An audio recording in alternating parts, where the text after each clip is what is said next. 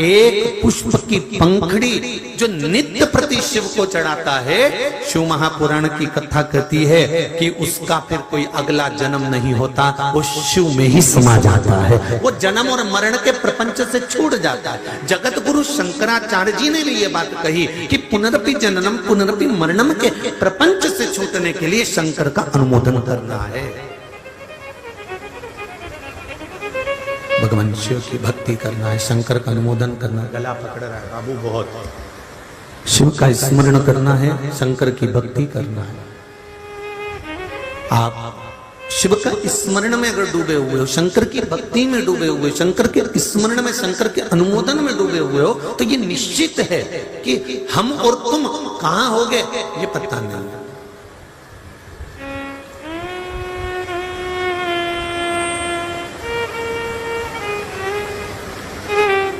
पर इतना मेरे इस कथा में कोई ग्वालियर का एक बालक आया हुआ है कथा सुनने के लिए। मुझे तो कल मालूम पड़ा कि वो सेंटिंग का काम करता है, पटिए जमाने का। और उसने एक नियम बना लिया, जब से शिव पुराण के पहले जब वो दर दर भटकता था, ठेला चलाता था, दूसरों के यहाँ काम करता था, धक्के खाता था, उसने उस दिन से नियम बनाया कि 15 दिन काम करूंगा और 15 दिन जहां शिव पुराण की कथा होगी वहां सुनने जाऊंगा। वो बेटा कहाँ? आप ही हैं? आओ एक बार, कूदिए जल्दी। 15 दिन काम करता है और 15 दिन में 6 महीने का कमा लेता है। ये शिव की कृपा है। और 15 दिन काम कर 15 दिन कथा सुनने के लिए आता है। आओ दौड़ कर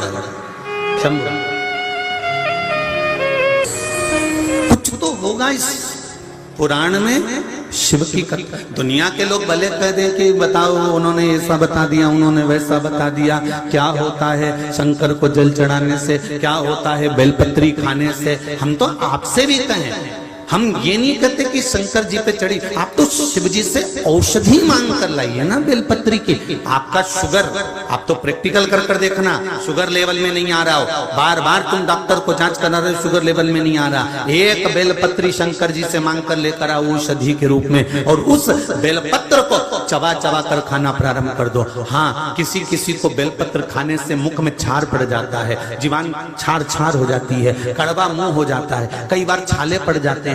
उनसे निवेदन है, ऐसे नहीं खा सकते तो बेलपत्री को पीस कर गोली बनाकर मुख में डालकर पानी से निकल जाओ। पर उस बेलपत्री का असर तो देखो कि शुगर लेवल में आई, बीपी लेवल में पहुंचा कि नहीं पहुंचा।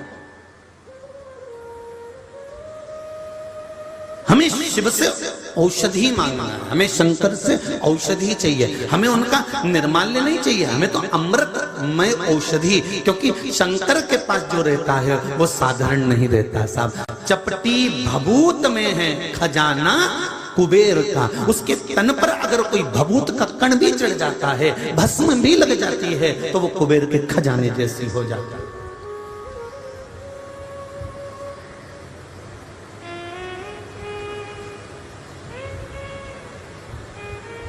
हम क्या वर्णन करें उसका। ये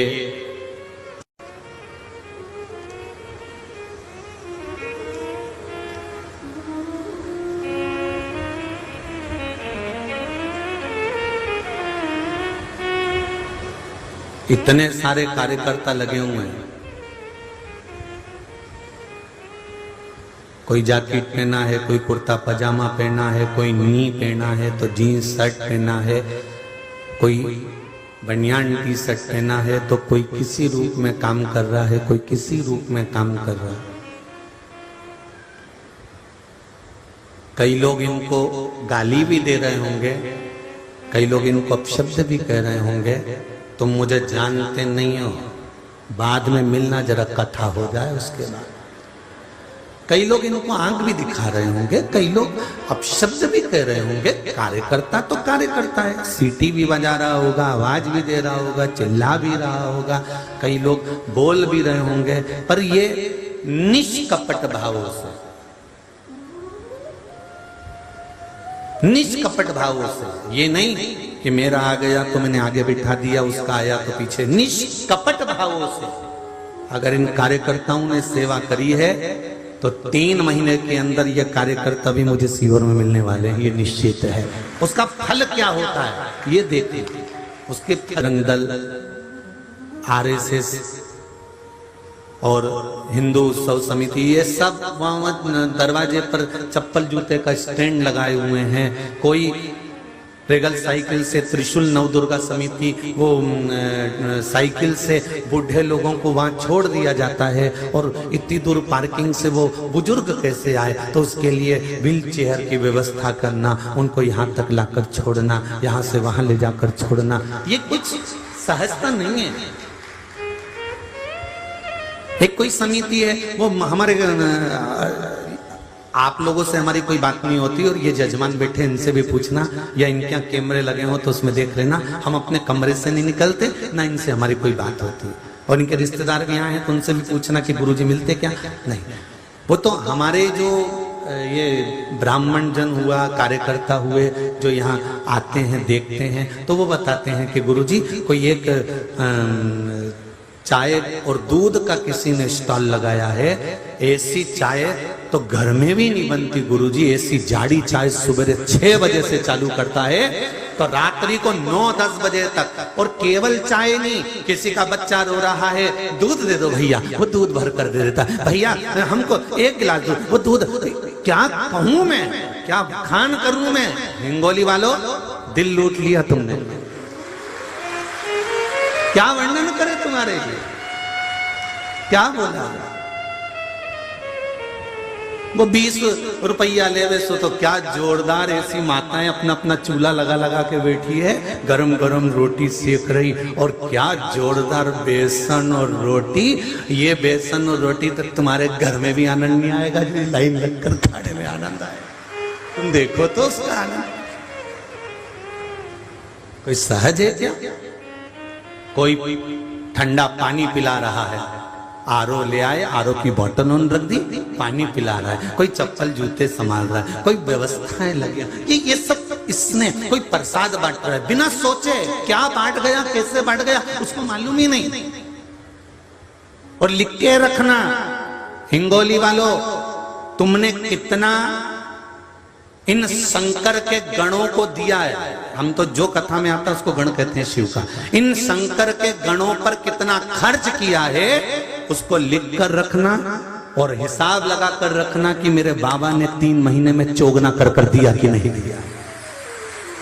ये उसकी कृपा है, ये उसकी उदारता है, उसकी दया है, उसकी करुणा है।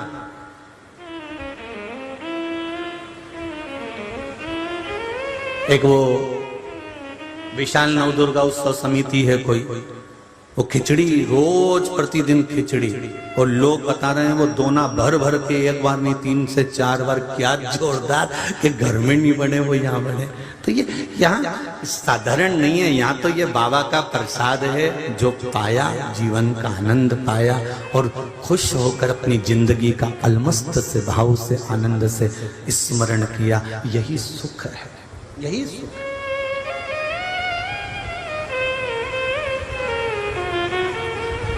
आप कहीं पर भी बैठकर भजन कर लो, आप कहीं पर भी बैठकर स्मरण कर लो, आप कहीं पर भी बैठकर मंत्र जाप कर लो, उस मंत्र जाप का असर आपकी जिंदगी में होगा जरूर, ये निश्चित है।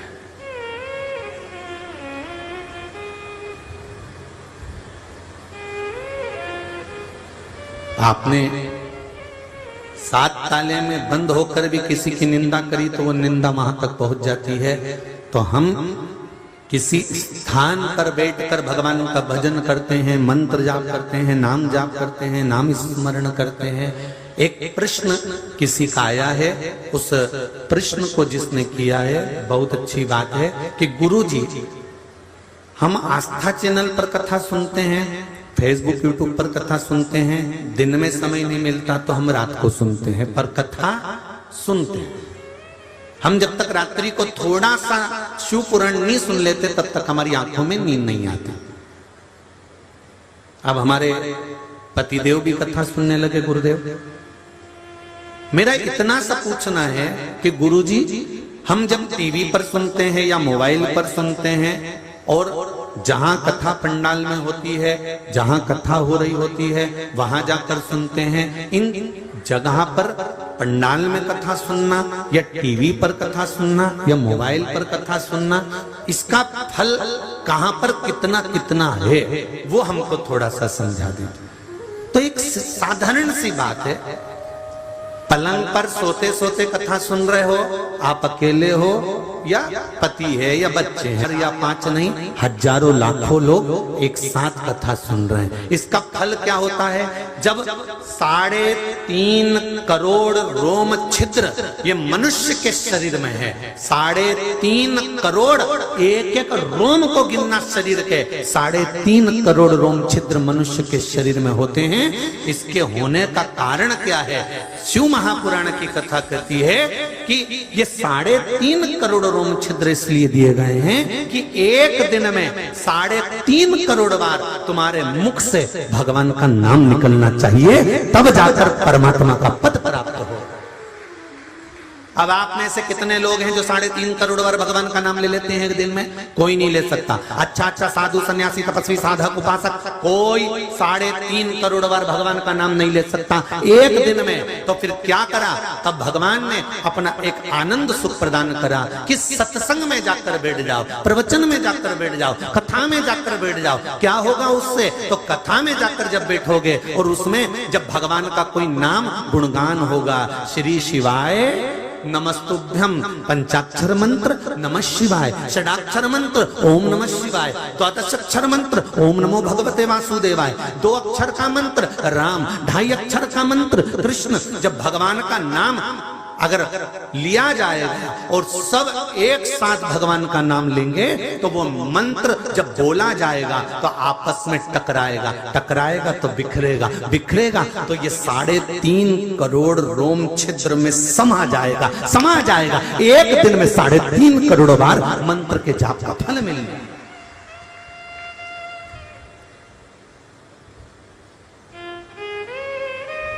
अब एक बार में 3.5 करोड़ बार मंत्र का जाप का फल आपको एक दिन में मिल गया। जो लोग कथा सुनने आते हैं पंडाल में, हाँ घर पर बैठकर सुन रहे हो उसका भी फल है, मोबाइल पर सुन रहे हो उसका भी फल है, पर पंडाल के अंतर्गत जब हम सुनते हैं तो सबके मंत्र का जाप एक साथ होकर जब वाइब्रेट होता है, जब एक साथ गुंजायमान होता है तो उसका फल कुछ ना कुछ अधिक प्राप्त होता है।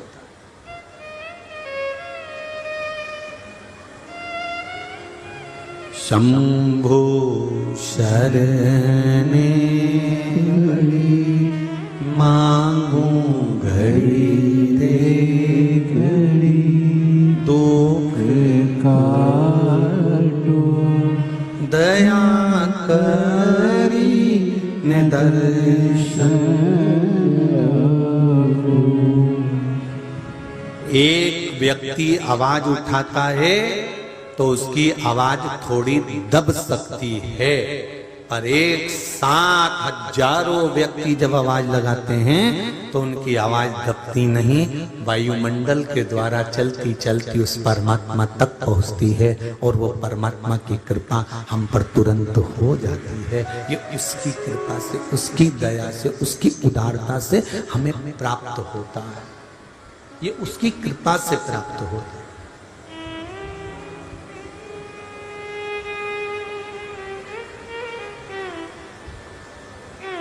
हम तो कहते हैं,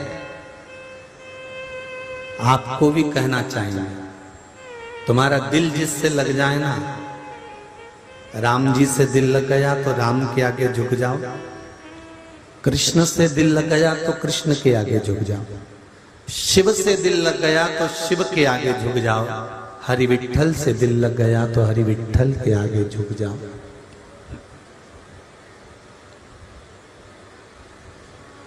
उस एक परमात्मा के आगे अगर झुक गए केवल एक,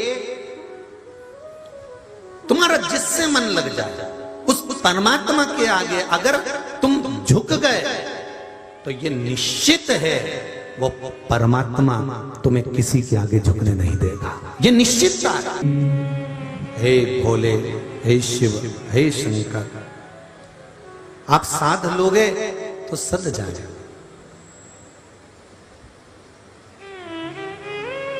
सतयुग, त्रेता, द्वापर, कलयुग, ये सारे युगों को कई लोग मिलते हैं तो कहते हैं कलयुग चल रहा है, बड़ा बेकार युग है, बड़ा बेकार, यहाँ सब एक दूसरे को निगलने की सोचते हैं, लोगों का धन निगल जाते हैं, पैसा निगल जाते हैं, प्रॉपर्टी पे कब्जा कर लेते हैं, एक दूसरे का घात करते रहते हैं, दिन भर गलत गलत काम करते रहते हैं। हम कहते हैं, लोग कहते हैं कि कलयुग में दुनिया के सब लोग राक्षस हो गए। हम कहते हैं राक्षस पहले नहीं थे क्या?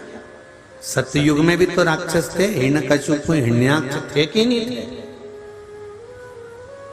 उस समय पर कम राक्षस थे क्या?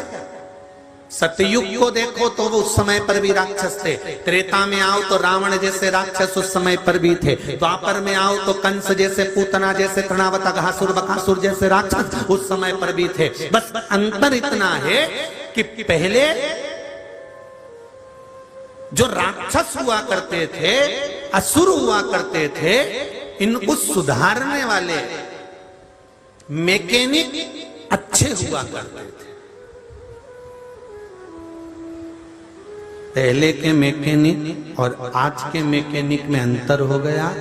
पहले का मैकेनिक गाड़ी एक बार सही करके देता था तो फिर वो गाड़ी को साल 2 साल तो आपको किसी मैकेनिक के पास ले जाने की जरूरत नहीं पड़ती थी। बस आज के समय का मैकेनिक गड़बड़ हो गया, इसलिए गाड़ी को एक बार सही करा उन्हें 15 दिन में फिर वो गड़गड़ गड़गड़ गड़गड़ करे तो फिर जाना पड़ता है। यार 15 दिन पहले ही तो कराई थी यार, देख तो जरा क्या हो गया कि इसका ब्रेक थोड़ा सा टकरा रहा है, तो एक बार में क्यों नहीं सही कर देता? अब मुझे क्या मालूम था कि ब्रेक टकराया, उसने फिर सही कर दी, फिर दूसरी बार फिर लेकर गया, 20 दिन बाद फिर वो लाइट गायब हो गई। तो क्या अभी तो आया था यार, 15-20 दिन भी नहीं निकले, 2 बार गाड़ी लेके आना पड़ा, तू सही क्यों नहीं कर देता? तो क्या गाड़ी है यार, तो पहले का मैकेनिक भी तो सही करता था, एक बार मशीन खोली, एक बार उसने सही करे तो वो गाड़ी चलती रहती थी। आज का मैकेनिक बार बार गाड़ी को हाथ लगाता है तो भी गाड़ी सही नहीं हो पाती। क्यों? क्योंकि इसमें गाड़ी की गलती नहीं है, इसमें मैकेनिक की गलती है। पहले का मैकेनिक जोरदार होता था, आज का मैकेनिक जोरदार नहीं है। उसी तरह पहले अगर असुर होते थे, राक्षस होते थे, तो पहले संत और ऋषि ये मैकेनिक इतने जोरदार होते थे कि एक बार प्रहलाद को भजन कराया तो पूरी गाड़ी सही करवा देते थे। इतना जोरदार मैकेनिक होता था। एक ऋषि, एक संत, एक साधु, एक सन्यासी, एक तपस्वी, एक साधक, एक उपासक पहले के ऐसे होते थे कि एक बार ज्ञान दिया और परमात्मा मिल गया, एक बार अच्छा मैकेनिक मिला तो परमात्मा मिल गया। और आज के समय में तो मैकेनिक ही ऐसे हो गए थे, इनको कौन सुधारे गाड़ियों को?